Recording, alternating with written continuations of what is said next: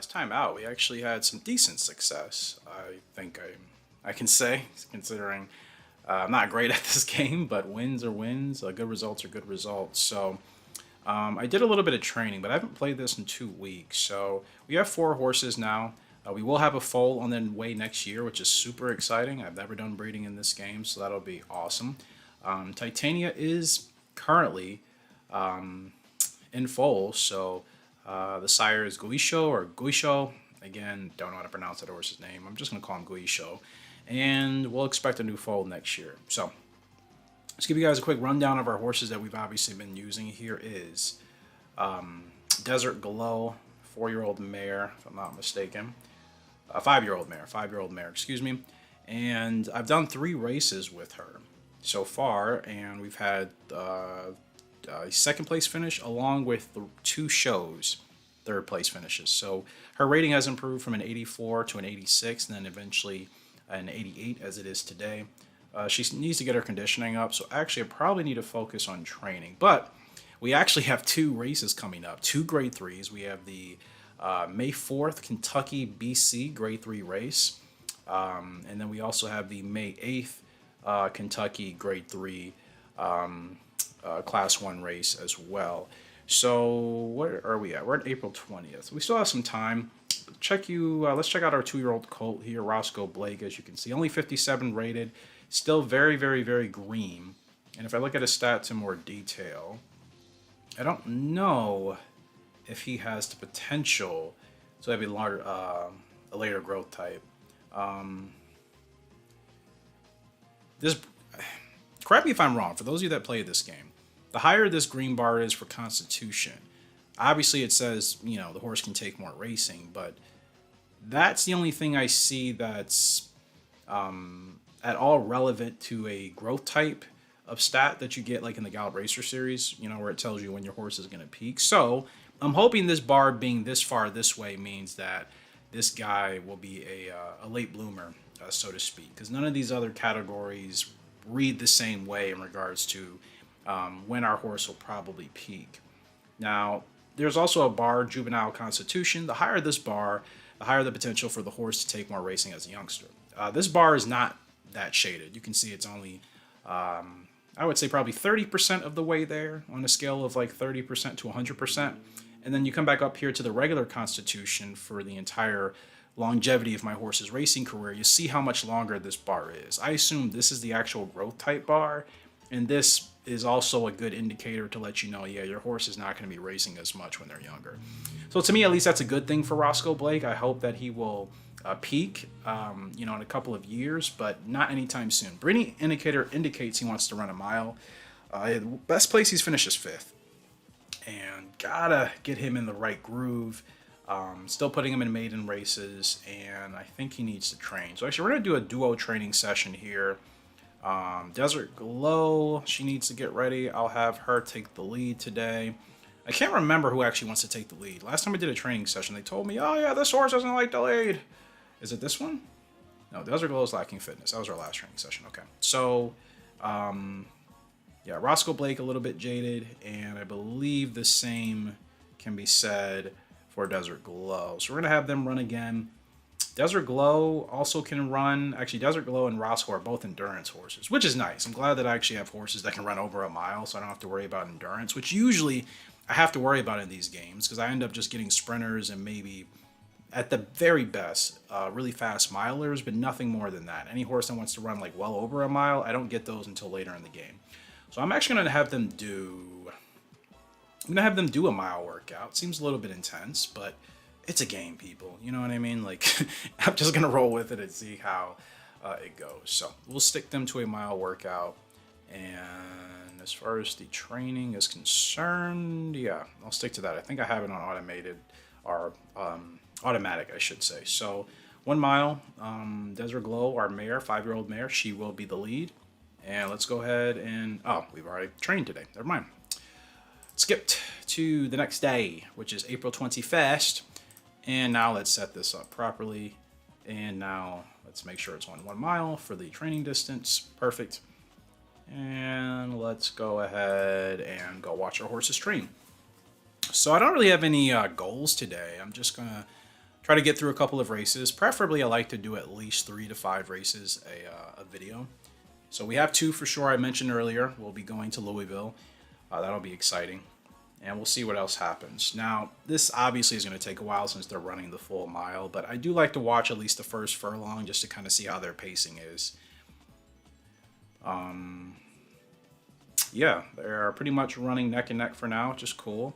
Roscoe Blake, obviously the stronger of the two. Excuse me, not Roscoe Blake. Desert Glow. Desert Glow is the gray here. Roscoe Blake is the horse trailing. I'm really, really enjoying this game. I cannot tell you guys how much it's nice just to be in a position where I can finally enjoy this game, and I'm not like putting unnecessary pressure on myself.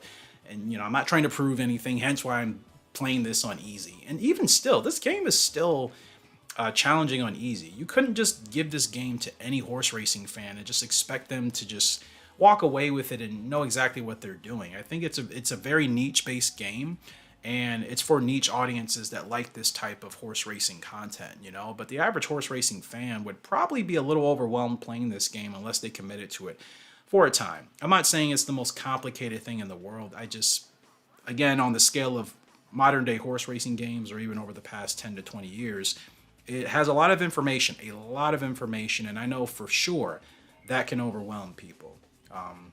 Obviously, it's done that for me, but even games I play that I personally don't think are overwhelming, I'll have people, friends, and tell me like, hey, that game it's a little, it's a little much for me, and we all have our preferences, right?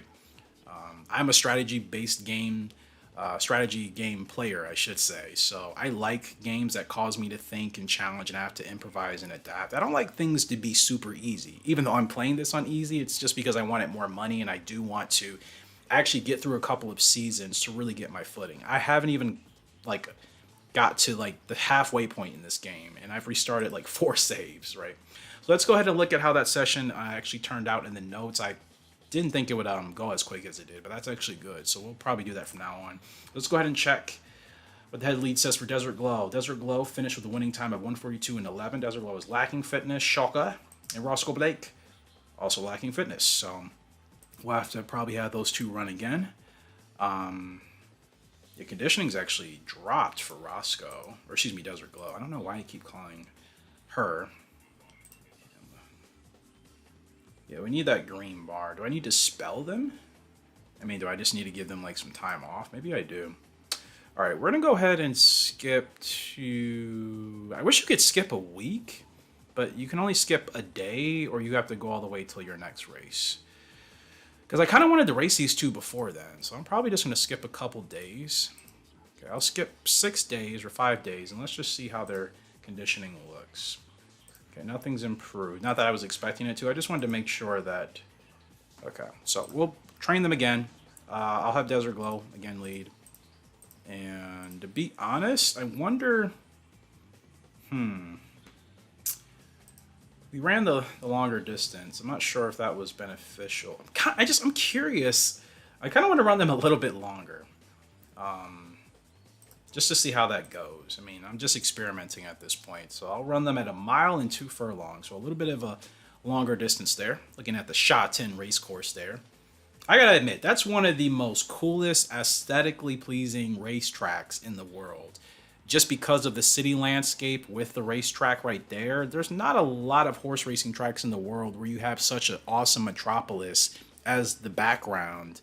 And then you have a racetrack right there where you can watch horses. I admire a lot of the tracks and the infrastructure and the foundation and the planning that goes into horse racing tracks in Asia compared to some parts of the world, just because I feel like they treat the horses and they treat the sport, in my opinion, as it should be. It's almost recognition and kind of these horses are amazing and we want to showcase this talent. We want to showcase these amazing jockeys, these trainers, everybody that's responsible in the horse racing scene. We want to showcase this on a great scale, and we want to show you just how cool these things can be, obviously, when things are going right and people are taking the job seriously and treating the horses well. I just love that they really put a lot of time and effort into ensuring that the presentation is great. I mean, when you look at the highlight videos, even from the JRA official YouTube page, I don't understand Japanese. I am working on that, and that's going to take years, but I just love the time they take to make their videos and to really try to get you invested in their horses. That I just feel like the American scene for sure in North America lacks so much. Like they'll promote sires and you don't really hear about mares or fillies or broodmares until a big race is coming. I just appreciate, especially since I like Japanese horse racing, I appreciate they put emphasis not just on the really good colts, but they also put an emphasis on the fillies. It's special, man. And I just wish, since obviously I live in North America and I live here in the States, I wish we took our horse racing scene a little bit more seriously in that way. Like it just, I don't know. I still think there's improvements that need to be made in regards to the presentation of how we showcase horse racing. I think actually the UK does a really good job. I think a lot of countries do better than the horse racing scene here. I'm not saying that to degrade it and to demoralize anybody that obviously works in the industry here. I know a lot of you do, but I'm sure some of you understand what I'm saying in regards to how we're presenting our horse racing scene. It's great to be at the track. It's great to be around the trainers and be in the paddock and the stable, but I'm talking as far as a global presentation. I just feel like other countries and other regions, they take that a little bit more seriously. But it's just my 2 cents. It doesn't even mean that I'm right. So both horses are still lacking fitness, but let's go ahead and see. There's a different note here for Roscoe Blake, who was a 2-year-old colt that was trailing quite a bit. Roscoe Blake was running too far today. We should gallop this horse over shorter distances. Fair enough. I mean, I figured that, but again, I wanted to see how he would adjust to running at the longer distance. So her conditioning, don't know if it's actually getting better or worse. It's really interesting that I wonder what the breeding indicator needs to be or what the distance should be if you want to train your horses at a longer distance. Desert Glow, this 5-year-old mare, she seems to be okay. Roscoe Blake, on the other hand, 2-year-old guy, he does not like the longer distance, and it makes sense, obviously, since he's just starting out, learning how to do his thing. But yeah, let's look at the weight here. So he weighs 930, 946. Okay, training lot 2. I'm just looking at some things. Okay, so yeah, we'll do another training session here in about a week. So I will fast forward till May because nothing else is going to happen until then. At least the first week in May. Here we go. All right, let's try training session one more time. And to be honest, I would like Roscoe Blake to take the lead just to see if he'll do a little bit better. And we'll go ahead and we'll stick this to 5 furlongs and let's see how they handle the distance. So 5 furlong training session here today will probably be the last one, and then we'll finally hop into our 2 races. So here we go. Roscoe Blake is supposed to be the lead horse. Jockey's going to go ahead and poke him in front by oh wow, 2 or 3 lengths. Okay. Now Roscoe Blake's indicator was that he's supposed to be a miler about. Obviously, breeding indicator is what it says. It's an indicator. It doesn't mean that's 100% what your horse should be doing. So I am curious of whether or not he's going to be a long distance horse or whether or not he'll be more of a sprinter or a miler. Personally, considering the horses I have now, it would be nice for him to be a really good 5 or 6 furlong sprinter. You know what I mean? I could put him in some open allowance races, really just try to stack some wins, and it's going to start from there. I'm not really shooting for the moon because I don't have horses to shoot for the moon with yet. You know what I mean? I need to take it slow. Now, Desert Glow trailing, less than a furlong left to go in this training session. Here comes Desert Glow riding. Roscoe Blake's jockey keeps looking back yeah, Desert Glow is coming. Now you're going to go. And a little bit too late. But no, still held on to win there. That's actually, I thought the horse was definitely going to drop out of there. All right, so let's go ahead and see what the training notes were for that. That looked much better. Now, granted, I made Roscoe Blake take the lead in that training session, but seemed like the shorter distance was more ideal. But let's see. Lacking, same thing. Okay. Well, I have to keep in mind, unless I'm wrong, I think he has a later growth type, so I probably can train him once or twice a month. Kind of went heavy this time around. But all right, let's go ahead and obviously get to our racing. And we'll be on May 4th, starting with Ribbons and Bows, our 2-year-old filly. Let's go ahead and show you her before we go down trackside. She's 90 rated now. I've raced her twice. We had a 4th place finish at the Prince of Charlene Monaco C1 allowance race for 2-year-olds. That was an open race. Purse was $80,000. And her last race out on the dirt in Tucson, Arizona, was an allowance race for 2-year-olds for stallions, fillies, and mares. She finished second, so that was actually a pretty good race considering that the purse was also 23,000. So let's go ahead and check the last note. Says, was ridden as a stalker. We were just beginning to pick up towards the end. I think that race was really close. Had we had maybe another half a furlong, she probably would have got to the finish line and actually acquired that victory, but no big deal. So you see she's ready to go, and we're going to go ahead and skip to a fourth for today's racing. And here we go. Ribbons and Bows is up. No idea what race she'll be in. Thought you could... Okay, we'll see the card. And she will be in race 3, 5 furlongs. And she is the long shot. They're giving her no chance today. No chance at all. So that's okay. Let's just go trackside. All right, skip this. We're going to skip this. And here she is, Ribbons and Bows. We'll go ahead and fast forward the betting to see what the final wagering odds are. And actually, she improves. We have 3 co-favorites here today. I was not expecting that. She came in at 16-1, so I guess the bookies and the betting public see something in our girl that maybe the initial numbers didn't show, and now she actually comes into this race with a co-favorite odds of 6-1 with Jam Maker and Ashbina. So let's see. Weight's pretty much balanced for everybody. A couple horses with 3 pounds handicap, no big deal. Competitive field, man. This is a grade 3. Competitive grade 3 for 2-year-olds here at Kentucky. It's going to be a big crowd. I'm really excited to see how she does. We are number 9 and post position 8. It's always weird to me that in some games, like in North American horse racing, especially at least I should say in the States, if your number is 4, most likely you're going to be in post position 4 when you start. That's not always the case, especially if you add 1A and 2B horses. Obviously, the gates can, post position numbers can switch around, but it's a little bit weird to me, like that it's not the way in this game. I'm assuming it's probably different elsewhere. All right, let's just go ahead and go trackside and just checking everything. Okay. Yeah, this race looks kind of wide open, so I suppose we should just go ahead and see how our girl does. Come on, Ribbons and Bows. Winning a grade 3 would be big for this 2-year-old, but we'll see. All right, we know who's racing. Let's just get to it. 5 furlong sprint. Horses are in the gate, and they are off. It is actually a really good start for Ribbons and Bows. There we are right there. Green silks, green cap. She gets out like a rocket. That is a fantastic start for our girl. This could put us in a good position to go ahead and maybe win this race, I hope. I'm just going to let the AI do their thing. That's why I like playing this game.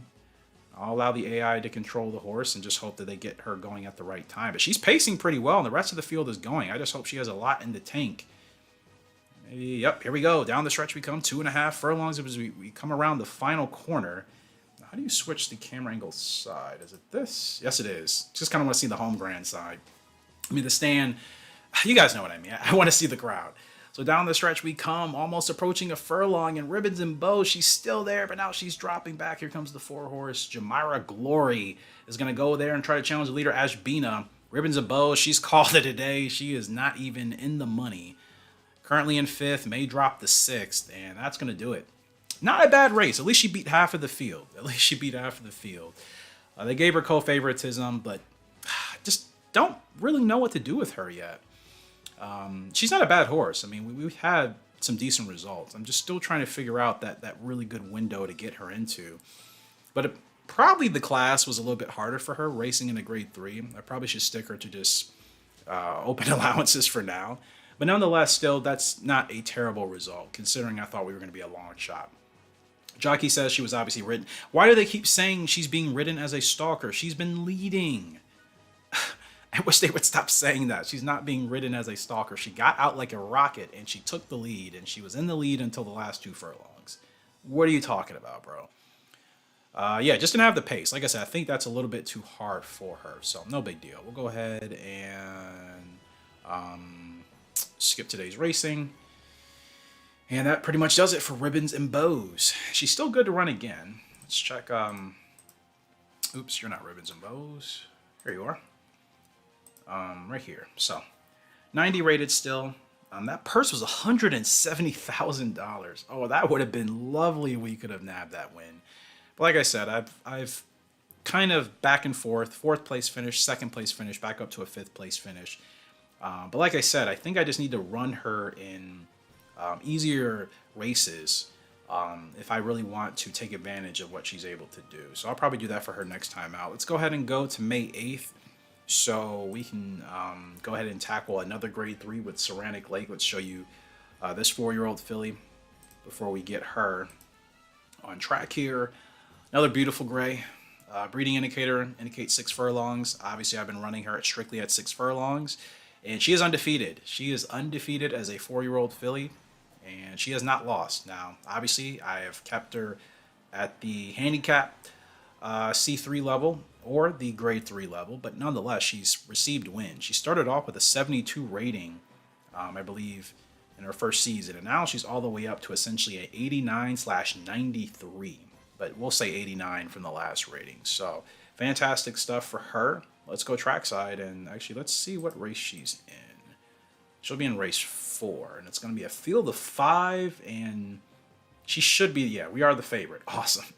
And I'm just going to stack wins with her. I'm going to continue to stack wins until, yeah, there's nobody. She's a 93 rated in this race and the other horses, the other 4 are rated 68, 78. I didn't recall that, but I'm not complaining because, again, we need wins and we need money. So let's focus on that. All right, let's get to race 4. This is race 2. This is race 3. Race 3. Here we are. Saranac Lake.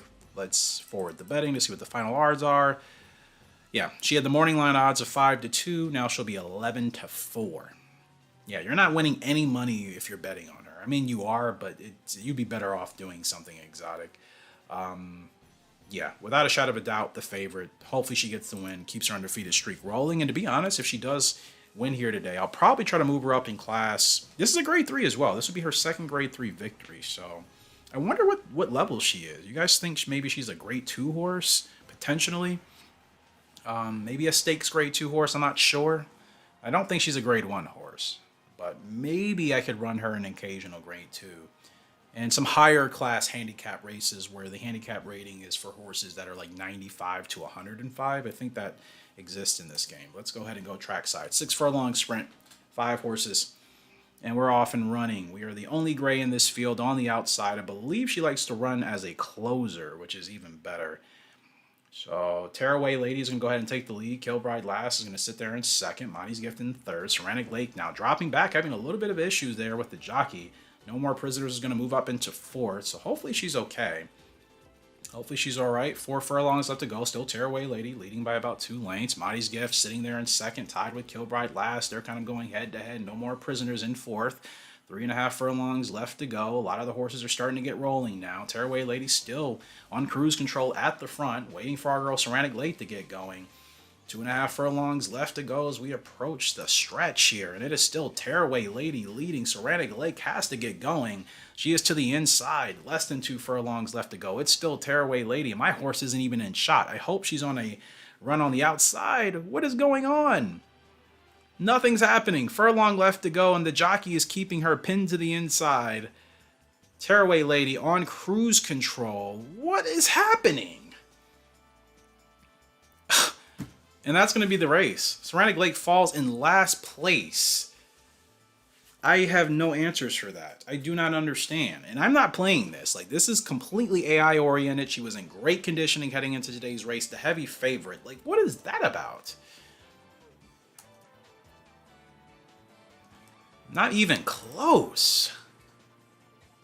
Not even close. Now, was she carrying? I didn't look at the weight. She wasn't even carrying extra weight. Reluctant to load, steady. Yeah, so she wasn't. I noticed that in the race. You guys remember I called it. Like, she looked unsettled. And the notes here says reluctant to load, steady towards rear, last halfway outpaced. So she was already not really feeling it even heading into the starting gate. It just goes to show you, man, you got to make sure your horse is ready to go at all times. Wow. Ridden as a closer. Now you get it right. Now you say she was ridden as a closer. We were never in it. The horse is very stressed and our chance was gone at the start. That's extremely unfortunate. I was not expecting that. But Saranac Lake drops her first race here today. And that was a grade 3 against horses that I think she was much better than. But again, if she was stressed, it wasn't going to matter, right? So that's disappointing, but that's the ebb and flows of horse racing. And I don't think there was anything I could do. I don't know why she was stressed. I don't know if that's a random thing. Is there a stat for that? Maybe I can look into. If anybody knows, let me know. There's got to be something about temper in this game. Display quirks at some point.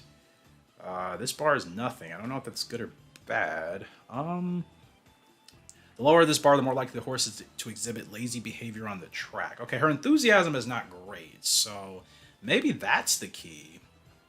And she doesn't have a great heart rating either, so this 4-year-old filly, she doesn't really want to race, but clearly she probably came from a decent progeny at some point, and she's, you know, she has potential to be a good horse, but she doesn't actually possess the battling qualities that you would want in a ideal racehorse long term. So I'll probably use her for breeding, but that's disappointing. So I'll probably have to drop her in class. Thought the grade 3 would suit her. Apparently not. I'll have to move her back down to the handicap 0 to 90 level and see if we can grind out some wins there. So I think that's going to do it today. Just going to do 2 races because I'm still trying to learn a lot about our horses. That's why I'm taking it slow, especially with the training. But yeah, feel free to let me know your thoughts in the comment section below if you'd like to do so. Also, remember to join our Discord. Link will be in the description box as well. Appreciate you guys for love and support. But until next time, HRG signing out. Hope you all have a great, fantastic day. I will see you later, and goodbye.